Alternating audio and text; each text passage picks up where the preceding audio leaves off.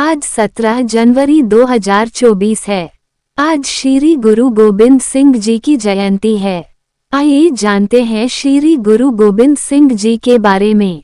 गुरु गोबिंद सिंह ने पवित्र ग्रंथ गुरु ग्रंथ साहिब को पूरा किया तथा उन्हें गुरु रूप में प्रतिष्ठित किया।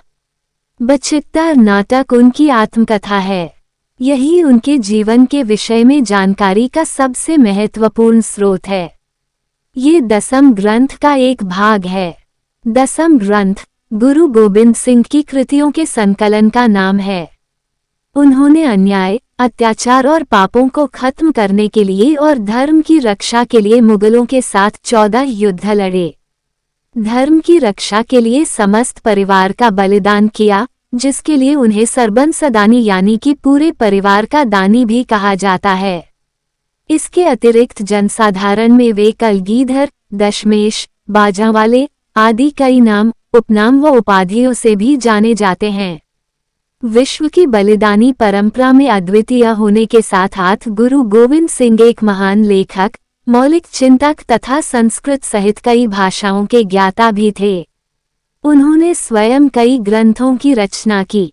वे विद्वानों के संरक्षक थे। 52 कवि और साहित्य मर्मज्ञ उनके दरबार की शोभा बढ़ाते थे। वे भक्ति तथा शक्ति के अद्वितीय संगम थे, इसीलिए उन्हें संत सिपाही भी कहा जाता है। उन्होंने सदा प्रेम, सदाचार और भाईचारे का संदेश दिया। किसी ने गुरुजी का अहित करने की कोशिश भी की तो उन्होंने अपनी सहनशीलता, मधुरता, सौम्यता से उसे परास्त कर दिया।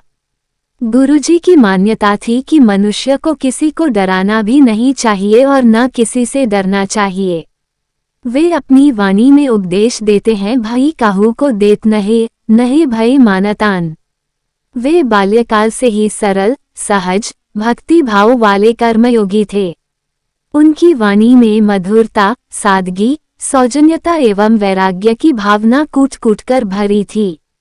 उनके जीवन का प्रथम दर्शन ही था कि धर्म का मार्ग सत्य का मार्ग है और सत्य की सदैव विजय होती है। वाहेगुरु जी का खालसा, वाहेगुरु जी की फतेह।